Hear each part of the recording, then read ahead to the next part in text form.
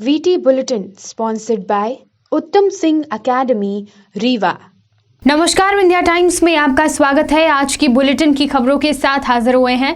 पहली खबर की बात करते हैं। कोरोना मरीजों के आंकड़े भले ही कम हो चले हैं, लेकिन इस संक्रमण से उबरने के बाद भी लोगों को कई प्रकार की दिक्कतें हो रही हैं। डिप्रेशन जैसी बीमारियों ने नींद उड़ा दी है। सामान्य तौर पर अनिद्रा, घबराहट, बेचैनी, उदासी जैसी कई दिक्कतों से लोग परेशान हैं। कोरोना को मात देने में मरीज तो सफल रहते हैं, लेकिन घरेलू समस्याओं में आकर मानसिक अवसाद का शिकार बन जाते हैं। इसके साथ ही भविष्य को लेकर तमाम तरह की चिंताएं भी अनिद्रा और उदासी की एक बड़ी वजह है।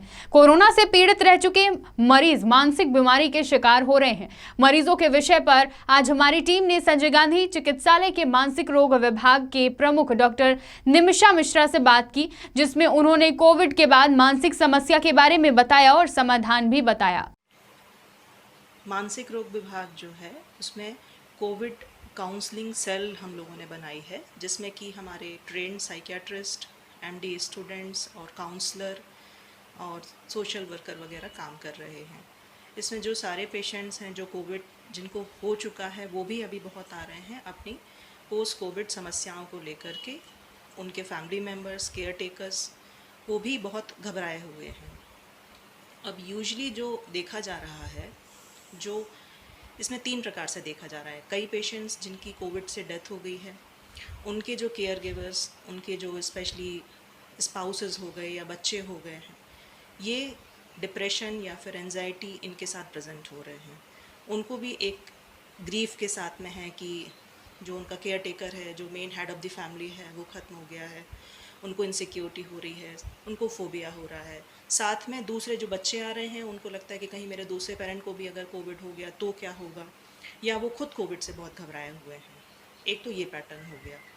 दूसरा है जिनको कोविड हो चुका है, उनको खुद से नेक्स्ट टाइम फिर से रिपीटेड इन्फेक्शन का और इसमें जो वो कॉम्प्लिकेशंस हुए हैं उसके बारे में सोचने के बाद में ऑलमोस्ट पोस्ट ट्रोमेटिक जैसा स्ट्रेस जैसे प्रेजेंट हो रहे हैं। ये जो है मेनली डिप्रेशन के साथ में अच्छा नहीं लगना, उदास लगना, किसी काम में मन नहीं लगना, या फिर बेचैनी, घबराहट, भूख में कमी, कमजोरी इनके साथ प्रेजेंट हो रहे हैं। कई पेशेंट्स में कोविड फोबिया के लक्षण भी प्रेजेंट हुए हैं, जिसमें कि उनको इतना डर है कोविड से कि जो है वो घर से अब बाहर, इवन लॉकडाउन जब खुल गया है तब भी घर से बाहर निकलने में बहुत डर लग रहा है। They can come with the बहुत ही एक्स्ट्रा प्रिकॉशंस ले सकते हैं। अभी होल्ड कर।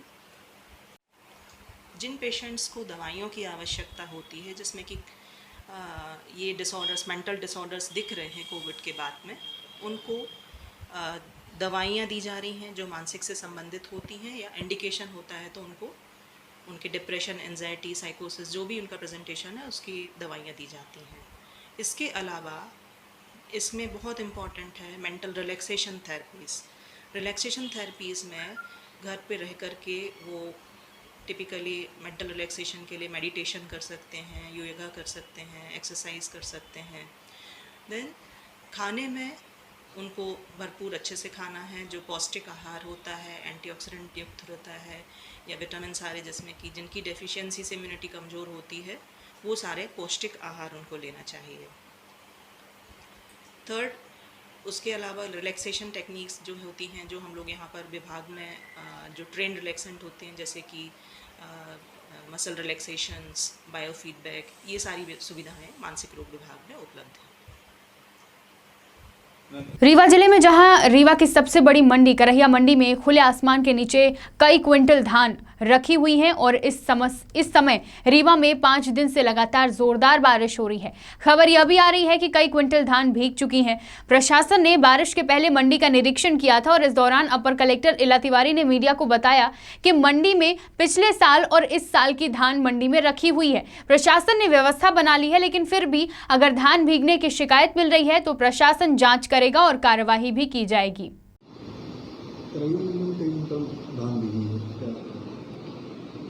जैसा आपको विदित है कि कल रात से ही बारिश हो रही है, तो करैया मंडी में भी पिछले वर्ष की धान रखी हुई है, इस वर्ष की भी रखी हुई है।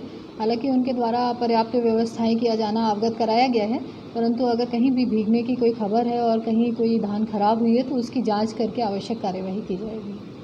रीवा शहर अंतर्गत सिटी कोतवाली थाना क्षेत्र के लोही पेट्रोल पंप के सामने एक हादसा हो गया, जिसके बाद हादसे में घायल हुए व्यक्ति को एम्बुलेंस के माध्यम से संजय गांधी अस्पताल पहुंचाया गया। दरअसल गुड़मार्ग में लोही पेट्रोल पंप के पास बाइक को तेज रफ्तार अज्ञात वाहन ने ठोकर मार दी। इस घटना में बाइक सवार तीनों लोग गंभीर रूप से घायल हो गए, जिन्हें उपचार के लिए संजय गांधी अस्पताल में भर्ती कराया गया है। बताया जा रहा है कि कोठी निवासी विपिन तिवारी अपने साले लाभित मिश्रा और नाना ससुर के साथ रीवा आए हुए थे। वापस जाते समय लोही पेट्रोल पंप के सामने विपरीत दिशा से आ रहे अज्ञात वाहन ने ठोकर मार दी। इस घटना में लाभित मिश्रा की हालत गंभीर बनी हुई है। घटना के संबंध में घायल विपिन तिवारी ने बताया कि वह 2 बाइकों में सवार होकर अपने गांव की ओर जा रहे थे, जिसमें एक गाड़ी आगे निकल गई। घटना की सूचना मिलने पर सिटी कोतवाली पुलिस मौके पर पहुंच गई है, जहां से घायलों को अस्पताल भेजा गया। बीते कल कांग्रेस नेता राहुल गांधी का 51वां जन्म दिवस है। कांग्रेस पार्टी के कई नेताओं और यूथ कांग्रेस ने अपने नेता के जन्मोत्सव को मनाया। मध्य प्रदेश के पूर्व नेता प्रतिपक्ष अजय सिंह राहुल भैया के निर्देश पर युवक कांग्रेस के प्रदेश सचिव ब्रजेंद्र शर्मा के मार्गदर्शन में मैहर यूथ कांग्रेस विधानसभा अध्यक्ष सौरभ शर्मा लल्ला के नेतृत्व में कई जगह सेवा भाव के साथ वृक्षारोपण व महायज्ञ कर अपने नेता का जन्मदिन मनाया गया। लल्ला ने कहा कि युवा भारत की सशक्त आवाज है राहुल गांधी। देश को आपसे उम्मीद है और देश को आप पर ही भरोसा है। आपसे ही इस देश के लाखों लाख करोड़ों युवाओं को हौसला मिलता है, युवाओं को प्रेरणा मिलती है। हम सब सदैव आपके मार्गदर्शन में जनसेवा करते रहेंगे। सिंगरौली जिले में हो रही बारिश को देखते हुए जिला कलेक्टर सतर्क मोड पर है, लेकिन नीचे के अधिकारी अभी भी अपनी चाल में मस्त हैं। ऐसा इसलिए क्योंकि पहले ही बारिश के कारण कलेक्टर ने बैठक के दौरान सभी संबंधित अधिकारियों को इस बात के निर्देश दिए थे कि सभी अधिकारी अपने क्षेत्र में मौके पर जाकर नदी नालों की स्थिति का अवलोकन करें।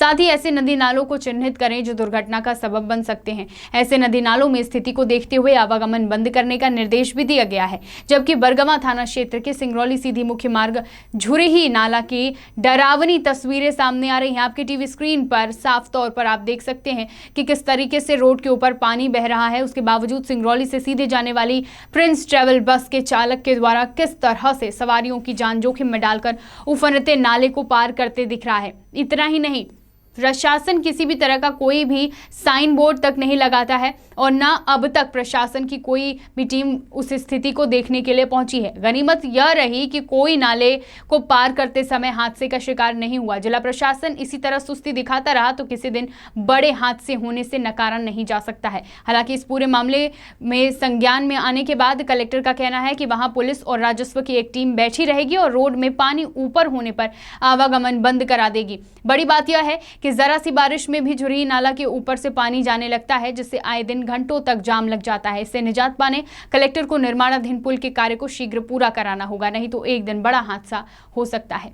सिंगरौली से पुष्पलेश द्विवेदी की रिपोर्ट। बढ़ते हैं बुलेटिन की आखिरी खबर की ओर। शहडोल जिले में टीकाकरण महाअभियान की सभी तैयारियां पूरी हो चुकी हैं। यहाँ पर कलेक्टर अर्पित वर्मा ने कहा कि 21 जून से प्रारंभ हो रहे कोरोना टीकाकरण महाअभियान को सफल बनाने, अभियान की मंशा को जन जन तक पहुंचाने तथा टीकाकरण के लिए लोगों को प्रेरित करने का जो भी जिम्मा है वो पूरा तरह से निभाया जाएगा। उन्होंने कहा कि मध्य प्रदेश शासन द्वारा 21 जून से टीकाकरण का महाअभियान चलाया जा रहा है। इस महाअभियान की मंशा दूर दराज के लोगों तक पहुंचना चाहिए। इसमें मीडिया कर्मी अहम भूमिका निभा सकते हैं। अपर कलेक्टर अर्पित वर्मा आज कोरोना टीकाकरण महाअभियान पर आयोजित प्रेस वार्ता को संबोधित कर रहे थे। इस प्रेस वार्ता में मुख्य कार्यपालन अधिकारी जिला पंचायत मेहताब सिंह ने कहा कि 21 जून को सुबह 10 बजे से टीकाकरण प्रारंभ किया जाएगा, जिसके लिए जिले में 232 वैक्सीनेशन सेंटर बनाए गए हैं और सेक्टर के रूप में विभाजित कर सेक्टर ऑफिसरों की ड्यूटियां भी लगा दी गई हैं। लोगों को वैक्सीनेशन के लिए गांव-गांव में ढोडी पिटवाकर, घर घर पीला चावल देकर तथा ग्रामीण स्तर के अधिकारियों एवं कर्मचारियों तथा कोटवार के माध्यम से सूचनाएं प्रदान की जा रही हैं। शहडोल से पंकज राव की रिपोर्ट। आप सभी को मेरा नमस्कार। जैसा कि आप सबको विदित है कि 21 जून से मध्य प्रदेश सरकार वैक्सीनेशन का महाअभियान चला रही है।